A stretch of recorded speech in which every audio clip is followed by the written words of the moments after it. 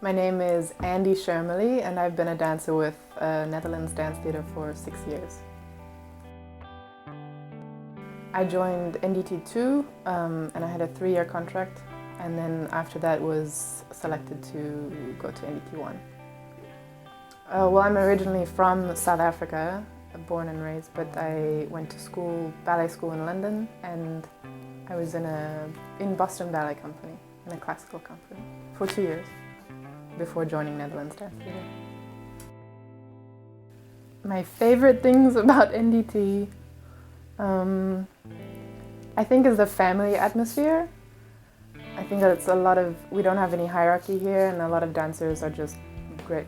In fact, everyone, they're just really great, friendly people. And I think we genuinely like each other and get along. So there's a really good collaborative artistic effort here, which I think we all know is really special and we appreciate. I think that's the most favorite thing I have about the company.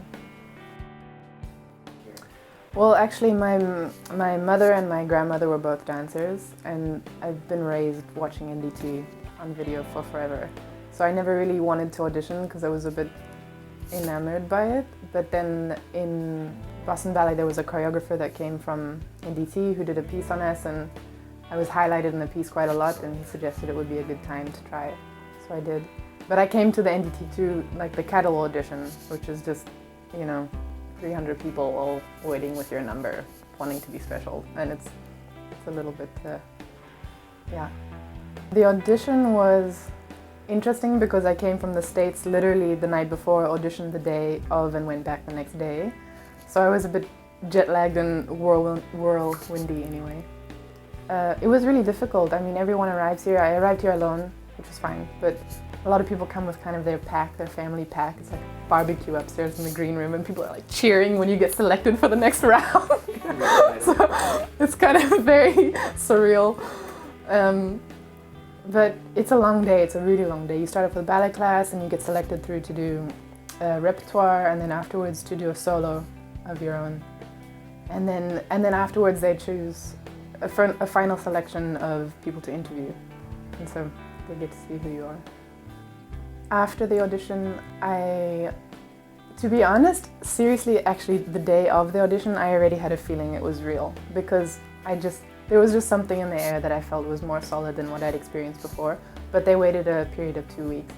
But I wasn't entirely shocked when I got the contract. I think there was something there that I thought, okay, I think this is gonna happen. I went home to South Africa for almost 8 weeks. Came back totally out of shape. Good way to start a new job. But yeah.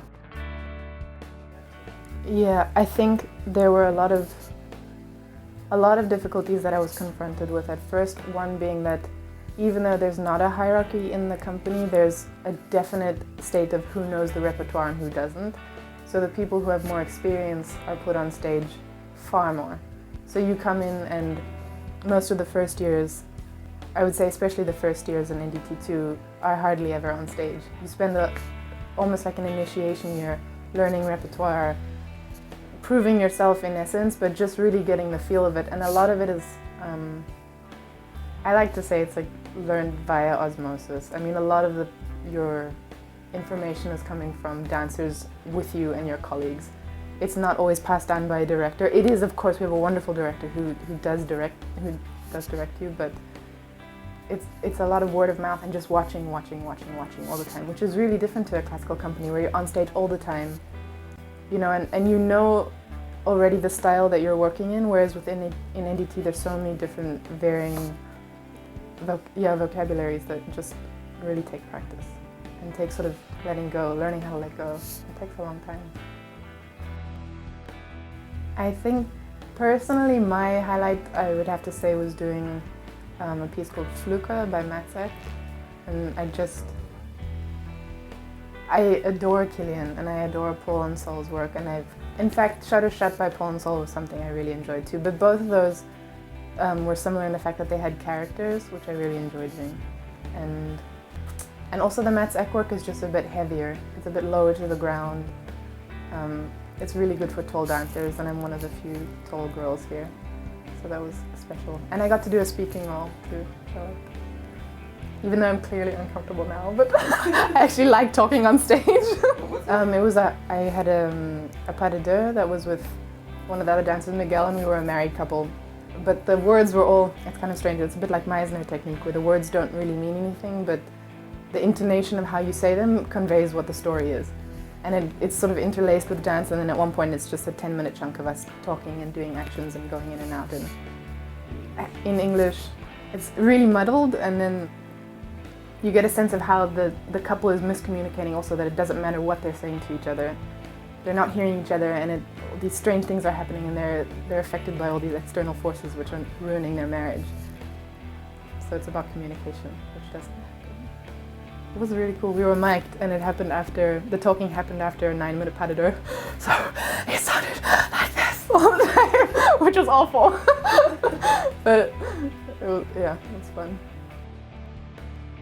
I think I was always interested in acting, even simultaneously with dance, but I don't know, I just wanted a break. I wanted a break from being physical and just to explore a different art form. And acting is, I don't want to say it's more like cerebral or brain, it's nothing like that. It's just something that has to do with words, which I really enjoyed. I liked the idea of becoming a character and using your body and your voice in a different way. And it's hard though. It was really like therapy in a weird way. Because a lot of dancing, I think, you don't get to be yourself ever. And you're always in a situation, even as a professional, where you're in a student-teacher relationship. Even though you are a professional and you're an adult, it has that air about it in all companies. And I think in acting it's really interesting because you're essentially a freelance artist, and also the way that they treat you is you're your own person. And you have to explore that and not look like somebody else or be told to do something else like somebody else. It's about finding who you are, which in dancing you do, but in a totally different way. It's a lot more limited. I took a year off of dancing to act, to go to acting school. Acting school affected my dancing hugely. I think, even though I think a lot of physical progression may have been halted at one point, it didn't matter to me as much as what I gained from just learning to be a bit more free and learning to trust yourself. And it's hard to explain, but I felt differently, and I also felt less obsessed with being perfect, because I think that's the worst thing especially for dancers and for artists in general, is looking for this absolute perfection that doesn't exist and not allowing yourself to be, your imperfections are what make you special. So that kind of, it resounded. It was really great. I think it was confidence boosting, but also just relaxed me.